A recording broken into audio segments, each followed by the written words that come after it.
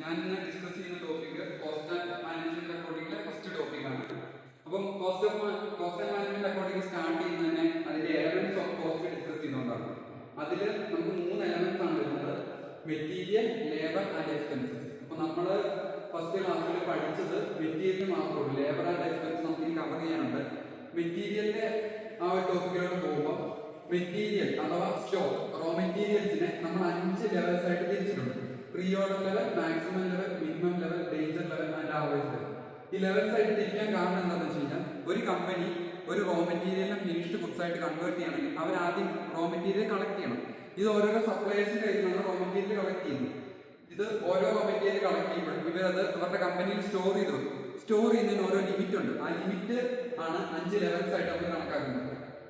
അതില് first level എന്ന് പറയുന്നത് റീഓർഡർ ലെവലാണ്. റീഓർഡർ ലെവൽ എന്ന് പറഞ്ഞു കഴിഞ്ഞാൽ ഒരു കമ്പനിയിൽ സ്റ്റോക്സ് ഇത്ര നമ്മൾ ഒരു 9000 യൂണിറ്റ് സ്റ്റോക്ക് ഒരു കമ്പനിയിൽ നമ്മൾ എടുത്തു വെച്ചിരിക്കും, റോ മെറ്റീരിയൽ സ്റ്റോക്ക്. അതിന്റെ റീഓർഡർ ലെവൽ എന്ന് പറയുന്നത് അത് എപ്പോൾ തീർന്നിട്ട് പുതിയ ഫ്രഷ് ഡെലിവറി കൊണ്ടുവരാൻ സമയമാവുമോ അതിനാണ് റീഓർഡർ ലെവൽ എന്ന് പറയുന്നത്. അതായത് ഈ 9000 യൂണിറ്റ്സ് എങ്ങനെ പോയാലും ഒരു പുതിയ പ്രൊഡക്ഷൻ എടുക്കും. പുതിയ പ്രൊഡക്ഷൻ എടുത്തു കഴിഞ്ഞാൽ ഇനി പുതിയ സ്റ്റോക്ക് കൊണ്ടുവരണം, അതിനെ റീപ്ലേസ് ചെയ്യാൻ വേണ്ടി. ആ കൊണ്ടുവരുന്ന സ്റ്റോക്ക് എപ്പോൾ കൊണ്ടുവരണം എന്ന് തീരുമാനിക്കുന്ന ലെവലിൽ പറയുന്നവരാണ് reorder level.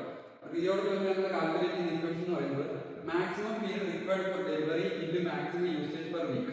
Maximum period required for delivery എന്ന് പറഞ്ഞു കഴിഞ്ഞാൽ പുതിയ സ്റ്റോക്ക്, ഫ്രഷ് സ്റ്റോക്ക് കമ്പനിയിലോട്ട് വരാൻ എത്ര ദിവസം പിടിക്കും, അതിന് മാക്സിമം എത്ര ദിവസം പിടിക്കും, അതാണ് ഇവിടെ വരുന്നത്. താഴത്തേത് മാക്സിമം യൂസേജ് പെർ വീക്ക്. വീക്കാണോ ഡേ ആണോ മന്താണോ അത് സ്പെസിഫൈ ചെയ്ത് ക്വസ്റ്റ്യൻ പറയും. മാക്സിമം യൂസേജ് നമ്മൾ ആ ഒരു ദിവസം അല്ലെങ്കിൽ ആ ഒരു മാസം ആ ഒരു സ്റ്റോക്ക് എന്തൂരം നമ്മൾ ഉപയോഗിക്കുന്നുണ്ട്, മെറ്റീരിയൽ എക്സ് അല്ലെങ്കിൽ മെറ്റീരിയൽ വൈ നമ്മൾ എന്തൂരം ആ ഒരു ദിവസം മാക്സിമം ഉപയോഗിക്കുന്നുണ്ട്, അതാണ് ഇത് വരുന്നത്. നെക്സ്റ്റ് ലെവൽ എന്ന് പറയുന്നത് മാക്സിമം ലെവൽ. ഇപ്പൊ നമ്മൾ റീഓർഡർ ലെവൽ കണ്ടു. റീഓർഡർ ലെവലിലോട്ട് മെറ്റീരിയൽസ് എത്തി കഴിഞ്ഞാൽ ഓട്ടോമാറ്റിക്കലി പുതിയ ഫ്രഷ് ഡെലിവറിക്ക് കൊടുക്കണം, ഫ്രഷ് ഡെലിവറി കൊണ്ടുവരണം. മാക്സിമം ലെവൽ എന്ന് പറഞ്ഞു കഴിഞ്ഞാൽ ഇതിൽ കൂടുതൽ ഒരിക്കലും സ്റ്റോക്ക് നമ്മുടെ കമ്പനിയിൽ സേവ് ചെയ്ത് വെക്കാൻ പാടില്ല. ഇതൊരു കോഷൻ ലെവൽ വരെയാണ് ഇരിക്കുന്നത്. അതായത് മാക്സിമം ലെവലിന് മുകളിലോട്ട് സ്റ്റോക്ക് പോകാൻ പാടില്ല. മാക്സിമം ലെവല് കാൽക്കുലേറ്റ് ചെയ്യുന്ന ഇക്വേഷൻ എന്ന് പറയുന്നത് reorder level plus reorder quantity. Reorder quantity എന്ന് പറയുന്നത് ക്വസ്റ്റ്യൻ തരുന്നതായിരിക്കും. റീഓർഡർ ലെവൽ നമ്മൾ തൊട്ട് മുൻപ് കാൽക്കുലേറ്റ് ചെയ്ത ഇക്വേഷൻ അത് യൂസ് ചെയ്താണ് റീഓർഡർ ലെവൽ കാൽക്കുലേറ്റ് ചെയ്യുന്നത്. Reorder level plus reorder quantity minus minimum consumption into minimum period. Minimum consumption എന്ന് പറഞ്ഞു കഴിഞ്ഞാൽ ഒരു ദിവസം അല്ലെങ്കിൽ ഒരു മാസം ആ റോ മെറ്റീരിയൽ നമ്മൾ എന്തോരം കൺസ്യൂം ചെയ്യുന്നുണ്ട് അതിൽ ഏറ്റവും കുറഞ്ഞ അളവാണ് മിനിമം കൺസപ്ഷൻ. മിനിമം പീരീഡ് എന്ന് പറഞ്ഞാൽ മിനിമം പീരീഡ് ഫോർ ഡെലിവറി. ഒരു ഫ്രഷ് ഡെലിവറി പറയാൻ ഇപ്പൊ ക്വസ്റ്റ്യൻ തരുവാണ്, ഫ്രഷ് ഡെലിവറിക്ക് 6 to 7 ഡേയ്സ് ആണ് ടൈം പീരീഡ്. അതിൽ 6 ആയിരിക്കും മിനിമം പീരീഡ്, 7 ആയിരിക്കും മാക്സിമം പീരീഡ്. സോ ആദ്യത്തെ റീഓർഡർ ലെവൽ നോക്കി, റീഓർഡർ ലെവല് എത്തിക്കഴിഞ്ഞാൽ നമ്മൾ പുതിയ ഫ്രഷ് ഡെലിവറിക്ക് ഓർഡർ കൊടുക്കണം. മാക്സിമം ലെവലിലോട്ട് ഒരിക്കലും മെറ്റീരിയൽ എത്താതെ നോക്കണം. മൂന്നാമത്തെ ലെവൽ എന്ന് പറഞ്ഞു കഴിഞ്ഞാൽ മിനിമം ലെവലാണ്. ഇത് മാക്സിമം ലെവലിന്റെ കറക്റ്റ് ഓപ്പോസിറ്റ് ആണ്. ഒരിക്കലും ഇതിന്റെ താഴത്തോട്ട് സ്റ്റോക്ക് ലെവൽ പോകാൻ പാടില്ല. റോ മെറ്റീരിയൽ നമ്മൾ സ്റ്റോക്ക് ചെയ്ത് കമ്പനിയിൽ വെക്കുമ്പോൾ മിനിമം ലെവലിന്റെ താഴത്തോട്ട് പോകാൻ പാടില്ല. മിനിമം ലെവല് കാൽക്കുലേറ്റ് ചെയ്യുന്നത് reorder level minus normal usage into normal time of delivery. Reorder level, ഈ റീഓർഡർ ലെവൽ ഇത് നമ്മൾ എങ്ങനെയാണ് കാൽക്കുലേറ്റ് ചെയ്യുന്നതെന്ന് ഇതിന് മുന്നത്തെ സ്ലൈഡിൽ കണ്ടായിരുന്നു. പിന്നെ നമുക്ക് പുതിയതായിട്ട് വന്നത് നോർമൽ യൂസേജും നോർമൽ ടൈം ഓഫ് ഡെലിവറിയാണ്. നോർമൽ യൂസേജും നോർമൽ ടൈം ഓഫ് ഡെലിവറി ക്വസ്റ്റ്യനിൽ തരാൻ ഒരു 50-50 ചാൻസ് ഉണ്ട്.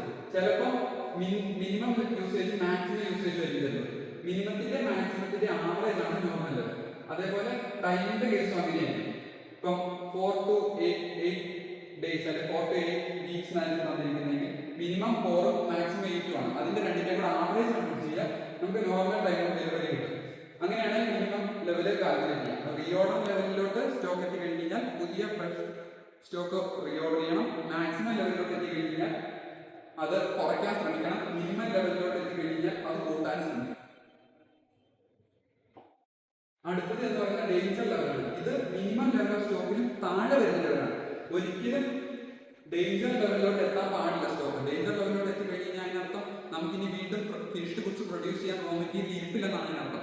അപ്പൊ എത്രയും പെട്ടെന്ന് പുതിയ സ്റ്റോക്ക് കമ്പനിയിലോട്ട് എടുത്തേ പറ്റുള്ളൂ. ഡേഞ്ചർ ലെവൽ കാൽക്കുലേറ്റ് ചെയ്യുന്ന ഇക്വേഷൻ എന്ന് പറഞ്ഞാൽ normal usage per day into time required to obtain emergency supply. ഇതിലെ normal usage per day calculate ചെയ്യുന്ന നോക്കിയാൽ നോർമൽ യൂസേജ് കാൽക്കുലേറ്റ് ചെയ്യണമെങ്കിൽ മിനിമം യൂസേജിന്റെ മാക്സിമം യൂസേജിന്റെ ആവറേജ് ആണ്. But time required to to obtain emergency supply. ഇത് കണ്ടുപിടിക്കുന്നതിന് ഈ ഒരു വാല്യൂ കണ്ടുപിടിക്കുന്നത് നമുക്ക് ക്വസ്റ്റ്യൻ തരും. Time required to obtain emergency supply എത്രയാണെന്നുള്ളതിന്റെ വാല്യൂ ക്വസ്റ്റ്യൻ തരും. ഇത് മാത്രം നമുക്ക് ഇവിടെ കണ്ടുപിടിക്കേണ്ട ഒരു ആവശ്യം വരുന്നത് നോർമൽ യൂസേജ്. നോർമൽ യൂസേജ് ചിലപ്പോൾ ക്വസ്റ്റ്യൻ തരാം, അല്ലെങ്കിൽ മിനിമത്തിന്റെ മാക്സിമത്തിന്റെ ആവറേജ് എടുക്കാം. പിന്നെ ലാസ്റ്റ് ആയിട്ട് നമുക്ക് വരുന്നത് പറഞ്ഞാൽ ആവറേജ് ലെവലാണ്. ആവറേജ് ലെവലാണ് ഒരു കമ്പനിയിൽ ഏറ്റവും കൂടുതൽ സജസ്റ്റ് ചെയ്യുന്ന ലെവൽ. അതായത് നമുക്ക് ആവറേജ് ലെവലിൽ എപ്പോഴും സ്റ്റോക്ക് ഉണ്ടായിരിക്കണം, റോ മെറ്റീരിയൽ സ്റ്റോക്ക് ഉണ്ടായിരിക്കണം. ആവറേജ് ലെവൽ സ്റ്റോക്ക് ഉണ്ടെങ്കിൽ നമുക്ക് എപ്പോൾ വേണമെങ്കിലും ഫിനിഷ്ഡ് പ്രൊഡക്ട്സ് പ്രൊഡ്യൂസ് ചെയ്യാൻ പറ്റും. അപ്പം ആവറേജ് ലെവൽ കാൽക്കുലേറ്റ് ചെയ്യണമെങ്കിൽ നമ്മൾ ആദ്യം മാക്സിമം ലെവൽ കാൽക്കുലേറ്റ് ചെയ്യണം. മാക്സിമം യൂസേജോ മാക്സിമം ടൈമോ അല്ല, മാക്സിമം ലെവൽ കാൽക്കുലേറ്റ് ചെയ്യണം. അതിന്റെ കൂടെ മിനിമം ലെവൽ ആഡ് ചെയ്തിട്ട് divide by two average calculate ചെയ്യുന്ന സെയിം ഇക്വേഷനാണ് നമ്മളിവിടെ യൂസ് ചെയ്യുന്നത്. മാക്സിമം ലെവലും മിനിമം ലെവലാണ്. ഡിവൈഡ് ബൈ 2 ചെയ്ത് കഴിയുമ്പോൾ ആവറേജ് ലെവൽ കിട്ടും. അപ്പൊ നമുക്ക് ഇത് ബേസിക്കലി 5 ലെവൽസ് ആണ് ഉള്ളത്. ആദ്യത്തേത് എന്ന് പറയുന്നത് റീസ്റ്റോക്ക് ലെവലാണ്. റീസ്റ്റോക്ക് ലെവല് ഇത്ര യൂണിറ്റ്സ് ആണ്. ഇപ്പം 9000 യൂണിറ്റ്സ് മാക്സും 3000 യൂണിറ്റ്സ് മിനിമം ആണെന്ന് വിചാരിക്കാം. റീസ്റ്റോക്ക് ലെവൽ എന്ന് പറയുന്നത് ചിലപ്പോൾ 6000 ആയിരിക്കും. 6000 യൂണിറ്റ്സിലോട്ട് സ്റ്റോക്ക് എപ്പോൾ എത്തുന്നു അപ്പോൾ നമ്മൾ വീണ്ടും പുതിയ സ്റ്റോക്സ് റീസ്റ്റോക്ക് ചെയ്യണം. രണ്ടാമത്തേത് എന്ന് പറയുന്നത് മാക്സിമം അതിൽ കൂടുതൽ സ്റ്റോക്ക് ഒരിക്കലും മുകളിലോട്ട് പോകാൻ പാടില്ല.